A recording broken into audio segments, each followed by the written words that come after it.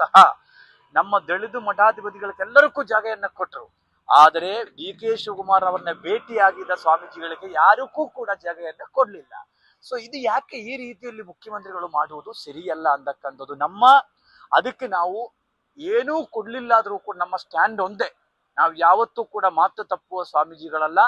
D K Shivakumar ಅವರನ್ನ ಮುಖ್ಯಮಂತ್ರಿ ಮಾಡಲೇಬೇಕು ಅಂತ ಹೇಳಿಕೊಂಡು ಬರುವ 4 ದಿನದ ಒಳಗಡೆ 15 ಜನ ಮಠಾಧಿಪತಿಗಳು ಡೆಲ್ಲಿಗೆ ತೆರಳುತ್ತೀವಿ. ಎಐಸಿಸಿ ಜನರಲ್ ಸೆಕ್ರೆಟರಿ ಆದ KC ವೇಣುಗೋಪಾಲ್ ಅವರನ್ನ ಮೊನ್ನೆ ನಾನು ಫೋನಲ್ಲಿಯೂ ಕೂಡ ಮಾತಾಡಿದ್ದೀವಿ. ನಾವು ಅವರನ್ನ ಭೇಟಿಯಾಗಿ ಒತ್ತಾಯ ಮಾಡತಕ್ಕಂಥ ಕೆಲಸ ನಾವು ಮಾಡುತ್ತೀವಿ. ಯಾವ ಕಾರಣಕ್ಕೂ ಕೂಡ ನಾವು ಯಾವುದಕ್ಕೂ ಕೂಡ ಹೆದರೋದಿಲ್ಲ. ನಮ್ಮ ನಿಲುವು ಒಂದೇ. ಯಾಕೆಂತಂದ್ರೆ ಡಿ ಕೆ ಶಿವಕುಮಾರ್ ಅವರು ದುಡಿದಿದ್ದಾರೆ, ಪಕ್ಷಕ್ಕೂ ದುಡಿದಿದ್ದಾರೆ. ಅದು ಅವರು ಈಗಾಗಲೇ ಮಾನ್ಯ ಮುಖ್ಯಮಂತ್ರಿಗಳು, ಒಂದ್ಸಲ ಮುಖ್ಯಮಂತ್ರಿ ಆದ್ರು, ವಿರೋಧ ಪಕ್ಷ ನಾಯಕರುಗಳಾದ್ರು, 2ನೇ ಸಲ ಈಗ 3ನೇ ವರ್ಷ ಮುಖ್ಯಮಂತ್ರಿಗಳಾದ್ರು. ಅದ್ರಲ್ಲಿ ಇನ್ನೊಬ್ರಿಗೆ ಅವಕಾಶ ಮಾಡಿ ಕೊಡೋದು ಸೂಕ್ತ ಅಂತಕ್ಕಂಥದ್ದು ನಮ್ದೆಲ್ಲರೂ ಕೂಡ ಅಭಿಪ್ರಾಯ. ಇಲ್ಲ, ನಾವು ಡಿ ಕೆ ಶಿವಕುಮಾರ ಪರವಾಗಿರತಕ್ಕಂಥ ನಿಲುವು, ಡಿ ಕೆ ಶಿವಕುಮಾರ ಪರವಾಗಿರತಕ್ಕಂಥ ನಿಲುವು. ಅದನ್ನೇ ಬಿಟ್ಟು ಬೇರೆ ಪಕ್ಷ ಅಂತ ಬರಲ್ಲ.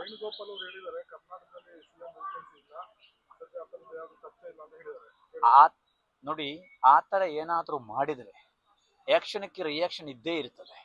ನಾವು ಇವತ್ತು ಸ್ವಾಮೀಜಿಗಳು ಸುಮಾರು 32 ಸಮುದಾಯದ ಮಠಾಧೀಶರುಗಳು ಅವರ ಜೊತೆ ಇದ್ದೀವಿ. ಮುಂದಿನ ದಿನಗಳಲ್ಲಿ ಡಿ ಕೆ ಶಿವಕುಮಾರ್ ಅವರು ಕೂಡ ರಾಜ್ಯದ ಒಬ್ಬ ಅತಿ ಹಿಂದುಳಿದ ವರ್ಗದ ನಾಯಕರು ಹಾಗೂ ಹೊರಹೊಮ್ಮಲೇಬೇಕಾಗತ್ತೆ.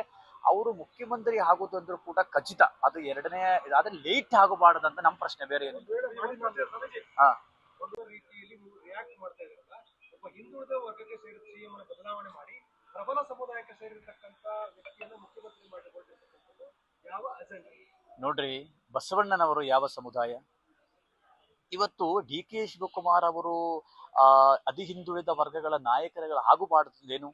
ನಾವೇ ಇರಬೇಕು, ನಾವೇ ಆಗಬೇಕು ಅಂತಕ್ಕಂಥ ವಿಚಾರದಲ್ಲಿ ನಾವು ಮುಖ್ಯಮಂತ್ರಿನ ಇಳಿಸಿ ಅಂತಕ್ಕಂಥಲ್ಲ ನಾವು ಹೇಳ್ತಾ ಇರೋದು. ಡಿ ಕೆ ಶಿವಕುಮಾರ್ನ ಮುಖ್ಯಮಂತ್ರಿ ಮಾಡಿ ಅಂತಕ್ಕಂಥ ನಾವು ಹೇಳ್ತಾ ಇದ್ದೀವಿ.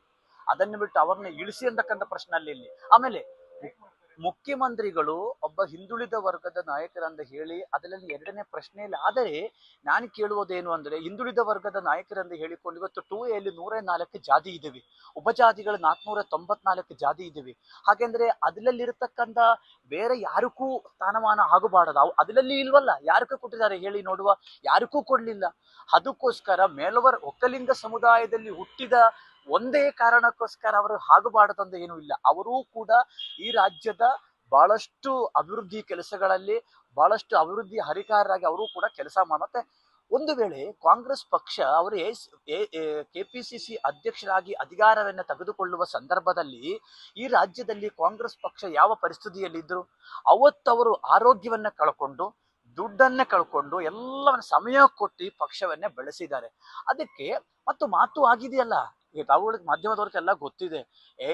ನನಗೂ ಬಂದಿದ್ದ ಮಾಹಿತಿಗಳೇನು ಅಂದ್ರೆ, ಅವ್ರಿಗೆ ತಲೆ ಕೈ ಇಟ್ಟು ಅವ್ರಿಗೆ ಹೇಳಿದಾರಲ್ಲ 2.5 ವರ್ಷ ನಾವು 2 ವರ್ಷ ನೀವು ಅಂತ ಹೇಳಿದಾರಲ್ಲ, ಇವತ್ತು ಯಾಕೆ ಬದಲಾವಣೆ ಮಾಡ್ತಾ ಇದ್ದಾರೆ?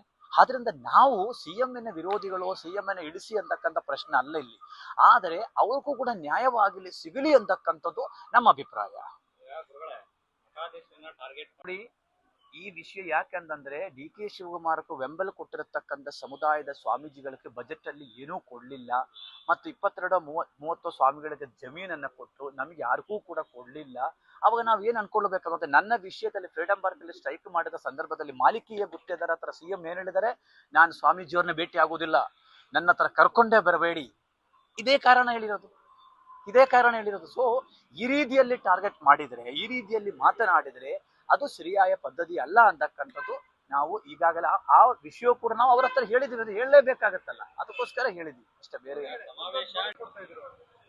ಆವಾಗಲೇ ಹೇಳಿದ್ದೀನಿ, ಕಾಂಗ್ರೆಸ್ ಪಕ್ಷ ಕರ್ನಾಟಕದಲ್ಲಿ, ದೇಶದಲ್ಲಿ ವಿರೋಧ ಪಕ್ಷದ ಸ್ಥಾನದಲ್ಲಿ ಕಾಂಗ್ರೆಸ್ ಇರಬೇಕು.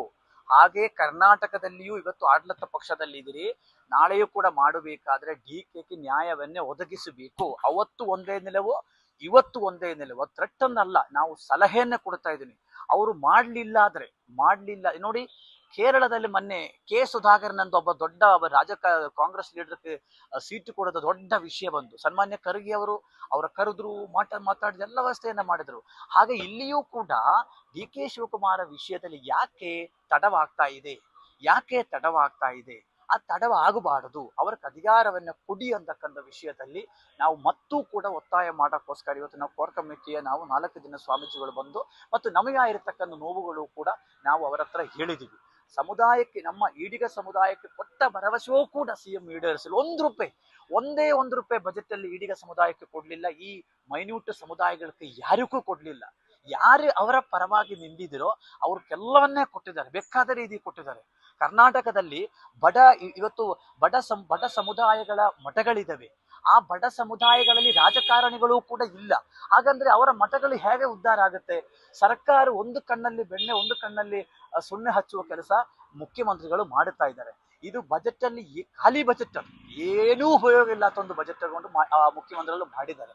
ಆದ್ರಿಂದ ಅದಾಗಬಾರದು. ತಾವು ಇವತ್ತು ಎಲ್ಲಾ ಸಮುದಾಯಗಳ ನಾಯಕರಂದ್ರೆ ಇವತ್ತು ವಿಶ್ವಕರ್ಮ ಸಮುದಾಯ, ಹಡಪಾದ ಸಮುದಾಯ, ಶಿವಸಿಂಬಿ ಸಮುದಾಯ, ಕುಂಬಾರ ಸಮುದಾಯ, ಇವತ್ತು ಯಾವುದಾದ್ರೂ ಒಂದು ಸಮುದಾಯದ ಒಂದು MLA ಆಯ್ಕೆ ಮಾಡಿದಿರಿ, ಒಬ್ಬ MP ಕಳಿಸಿದರೆ ಪಾರ್ಲಿಮೆಂಟ್ಗೆ. ಮೈನ್ಯೂಟ್ ಸಮುದಾಯಗಳಿಂದ ಯಾರನ್ನೇ ತಾವು ಕಳಿಸಿಲ್ಲ. ಹಾಗೆಂದ್ರೆ ಸಮಾನತೆ ಮತ್ತು ಸಾಮಾಜಿಕ ನ್ಯಾಯ ಎಲ್ಲಿದೆ ಅಂತಕ್ಕಂಥದ್ದು ಮಾನ್ಯ ಮುಖ್ಯಮಂತ್ರಿಗಳು ಸಿದ್ದರಾಮಯ್ಯನವರು ಹೇಳಬೇಕಾಗತ್ತೆ.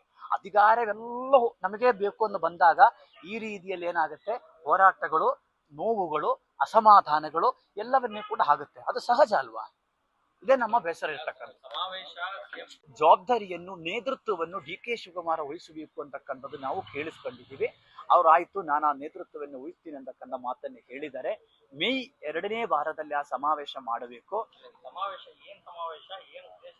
ಅದೇ ಅಧಿಹಿಂದುಳಿದ ವರ್ಗಗಳ ಸಾಮಾಜಿಕ ನ್ಯಾಯಕ್ಕೋಸ್ಕರ, ಸಮಾನತೆಗೋಸ್ಕರ, ರಾಜಕೀಯ, ಶೈಕ್ಷಣಿಕ, ಸಾಮಾಜಿಕ, ಆರ್ಥಿಕ ವ್ಯವಸ್ಥೆಯನ್ನ ಎಲ್ಲರಿಗೂ ಸಮಪಾಲು ಮತ್ತು ಸಮಬಾಳು ಅಂತಕ್ಕಂಥದ್ದು ಬಹಳ ಮುಖ್ಯವಾಗಿರ್ತಕ್ಕಂಥದ್ದು. ಸಣ್ಣ ಸಮುದಾಯಗಳೇ ಗುರುತಿಸಿಕೊಂಡು ಅವರಿಗೂ ನ್ಯಾಯ ಕೊಡಬೇಕು ಅಂತಕ್ಕಂಥದ್ದು ಬಸವಣ್ಣವರು ಹೇಳಿರ್ತಕ್ಕಂಥದ್ದು. ಆದ್ರೆ ಇಲ್ಲಿ ಏನಾಗ್ತಾ ಇದೆ, ಮುಖ್ಯಮಂತ್ರಿಗಳ ಪರವಾಗಿ ಯಾರು ನಿಲ್ತಾರೆ, ಮಾತಾಡ್ತಾರೆ, ಅವರಿಗೆ ಎಲ್ಲವನ್ನೇ ಕೊಡ್ತಾರೆ. ಇಲ್ಲಿ ನಾವು ಬಂದು ಮಾತಾಡಿದರೆ ನಮ್ಮನ್ನೇ ಬೇರೆ ರೀತಿಯಲ್ಲಿ ನೋಡತಕ್ಕಂಥ ಸಿಸ್ಟಮ್ ಇಲ್ಲಿ ಕಂಡು ಬಂದಿದೆ ಹಿನ್ನೆಲೆಯಲ್ಲಿ ಎಲ್ಲವನ್ನ ಉಪಮುಖ್ಯಮಂತ್ರಿಗೆ ನಾವು ಅವ್ರಿಗೆ ವಿಷಯವನ್ನ ಕರೆಕ್ಟ್ ಆಗಿ ಸುಮಾರು 15 ನಿಮಿಷದ ಕಾಲ ನಮ್ಮ ಜೊತೆ ಕೂತೆಲ್ಲ ಕೇಳಿಸ್ಕೊಂಡಿದ್ದಾರೆ. ಅವರು ಬೇರೆ ರೀತಿ ಏನು ಮಾತಾಡಿಲ್ಲ. ಮುಂದೆ ನಾನು ತಮ್ಮ ಜೊತೆ ಇರ್ತೀನಿ ಅಂತ ಮಾತು. ಮತ್ತೆ ಈ ಬ್ಯಾಂಗ್ಳೂರಿಗೆ ಮಠಾಧೀಶರುಗಳು ಬಂದ ಉಳ್ಕೊಳ್ಳೋದಕ್ಕೊಂದು ವ್ಯವಸ್ಥೆ ನಾನು ಖಂಡಿತ ನಿಮಗೆ ಮಾಡಿ